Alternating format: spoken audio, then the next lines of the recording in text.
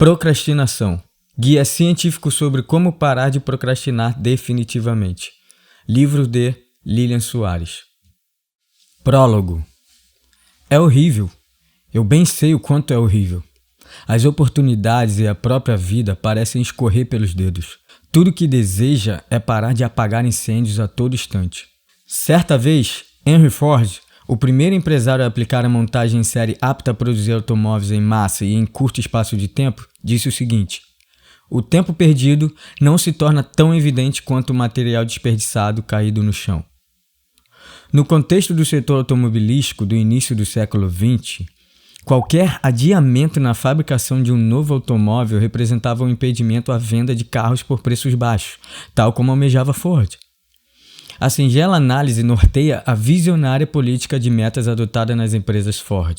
Nesse período, como um novo carro deveria ser fabricado a cada 98 minutos, os funcionários deveriam ser altamente produtivos e, por conseguinte, bem recompensados com altos salários. Em 1914, Henry Ford pagava aos seus funcionários mais que o dobro do salário médio oferecido pelas outras montadoras. Em média, um empregado da Ford produzia 5 vezes mais que qualquer outro trabalhador pertencente a outras indústrias do ramo automobilístico. Com um estilo que transparecia ser imune a todas as críticas que recebia na época sobre a elevação salarial, Ford não titubeava em dizer: bem, você sabe, quando se paga bem aos homens, você pode conversar com eles. E ao que tudo indica, o sentimento de valorização nos setores de produção rendeu bons frutos. Isso ajudou a colocar cerca de 15 milhões de norte-americanos ao volante de um automóvel. Mas o que podemos aprender com Henry Ford sobre produtividade?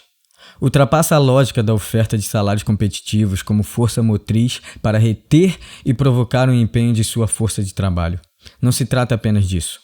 O seu intenso compromisso com a maximização do desempenho e eficiência, com foco nas pessoas, resultou em muitas inovações técnicas e negociais de impacto significativo no mundo. E para alcançar o nível de eficiência de uma organização de alto desempenho, a empresa se esmerava em contratar e manter os trabalhadores mais produtivos e combater o distúrbio comportamental da procrastinação, típica dos menos produtivos dentro do ambiente de trabalho. Os funcionários que adiavam tarefas pré-estabelecidas eram vistos como pessoas que comprometiam a qualidade do trabalho desenvolvido pela empresa. A lógica escondida aqui é a de que, além do tempo perdido, cada atitude ou decisão adiada eventualmente tinha que ser realizada pelo próprio funcionário no momento futuro ou por alguém que o substituísse. Tal situação, em regra, ocasionava menor produtividade, retrabalho e redução na margem de lucros da empresa. Pode-se dizer que alguns dias perdidos não vão nos afetar de forma negativa, mas essa é uma perspectiva errada e perigosa. Todos os dias contam muito, toda decisão faz a diferença. Pequenas escolhas são relevantes porque estabelecem um precedente para o resto de nossas vidas. Além disso, enquanto a maioria das pessoas prioriza o resultado buscado, mas se esquece de cuidar do método para chegar até ele, pessoas como Henry Ford costumavam pensar diferente. O sistema ou método utilizado na produção de um produto ou serviço importa, e muito. Henry Ford simplificou a montagem das 3.000 peças do modelo Ford T, dividindo-a em 84 etapas distintas e organizadas a serem realizadas por grupos de trabalhadores. Em síntese, Ford criou um sistema capaz de impedir o adiamento de tarefas e reduzir a margem de problemas decorrentes de erro humano, de modo que cada trabalhador completava o passo no processo de forma rápida e eficiente. Talvez você tenha começado a pensar: já entendi que produtividade para Ford significa produzir carros da forma mais eficiente, no menor espaço de tempo possível e com auxílio de um corpo de trabalhadores competentes e bem engajados.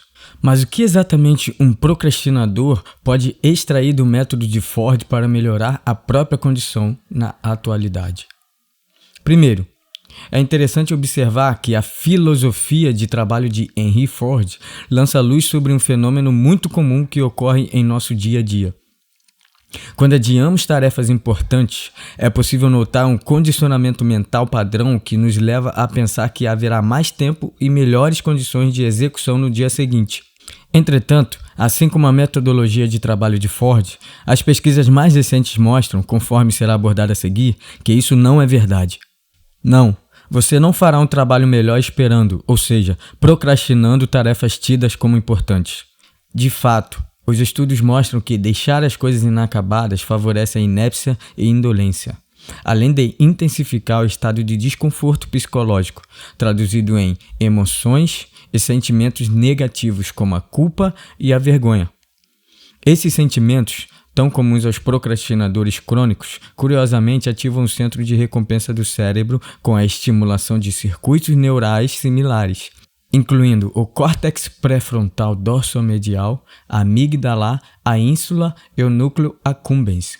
De acordo com pesquisas neurocientíficas recentes, essa ativação explica em parte o motivo pelo qual um indivíduo é capaz de sentir certo conforto cognitivo, mesmo quando se vê absorvido pelos referidos sentimentos negativos. Não parece curioso que os nossos cérebros de alguma forma nos recompensem por sentirmos assim? A associação do adiamento de determinada tarefa com algum tipo de bem-estar, ainda que acompanhado de futuras sensações desagradáveis, faz com que você fique mais propenso a repetir o comportamento novamente.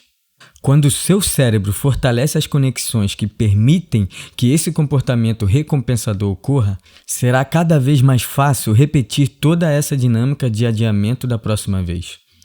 E como você já deve ter percebido, o uso desse mecanismo adaptativo do cérebro para reforçar um comportamento tão indesejável não apresenta ganhos reais. Ressalte-se: a procrastinação é, em última análise, a ausência de progresso. A propósito, novas evidências sugerem que o eterno adiamento de tarefas não prejudica apenas o trabalho, mas também afeta seriamente a saúde. Um estudo recente liderado pela cientista PhD Dra. Fisher Sears da Bishop's University, em Quebec, indica que a procrastinação crônica, ou seja, a tendência para atrasar tarefas importantes apesar das consequências negativas, pode tornar a pessoa mais vulnerável a graves condições de saúde, como doenças cardiovasculares e hipertensão arterial.